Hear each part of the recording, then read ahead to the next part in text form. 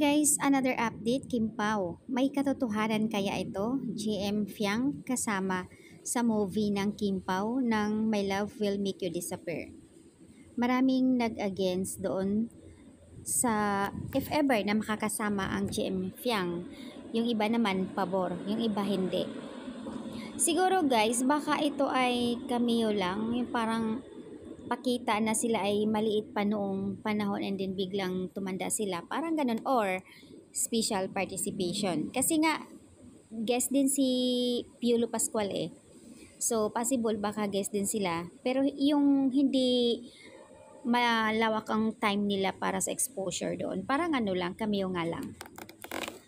Relax guys, relax lang.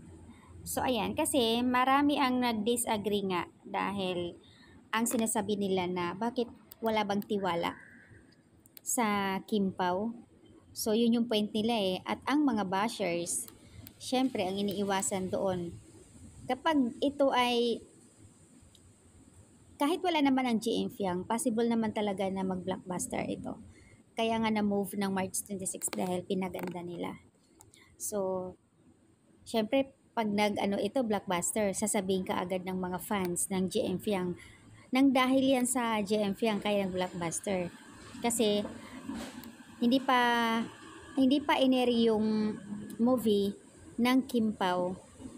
May mga content creator na agad na pinagkukumpara sino ang mas maraming fans, Kim Pao or GM Fiang.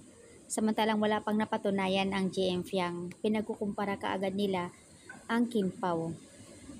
So may mga bashers talaga na hindi maiwasan. Yun lang talagang umpisa pa lang, hindi pa nagsisimula ng project ang dalawa. Talagang may mga ano na sila laban doon sa isa. Kaya ito kapag natuloy talaga, di maiwasan na magkakaroon ng comparison. So ayan guys, ang tanong ng iba, bakit naman daw hindi? Maganda nga kung madaming support ang Kim Pao. Ganyan naman din daw sila Pao and Kimi noon nung nagsisimula pa lang sa industriya. Nilalagay sila sa mga bigati na artista para makilala at unti-unting magkakaroon ng idea. Kaya siguro tulungan. Like GM Fiang, bago pa lang sila. So nag-extra muna sila or special guest para kahit papaano magkakaroon sila ng exposure. Sa next series, pwede na sila leading man. So, ayan, if ever guest nga ang GM Fiang or magiging cameo, small part lang sa movie. Parang extra lang nga. Bago kasi sila, kaya bigyan niya ng break as a new kapamilya beside. Baka maganda ang role ng dalawa, kaya could be younger version. Kumbaga, Sari and past boyfriend and Sari, or could be the young version ni Paolo. Maganda yung story na parang bridge memorable. Place both of Jolo and Sari. May maganda rin sa heartful memories if ever.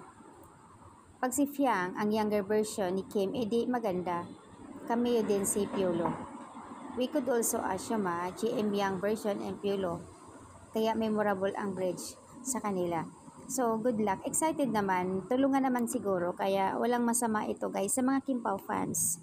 Sana unawain din natin kasi bago lang sila mabigyan ng bagong break. Yung iba naman kasi ayaw dahil parang sinasabing walang tiwala sa Kim Pao.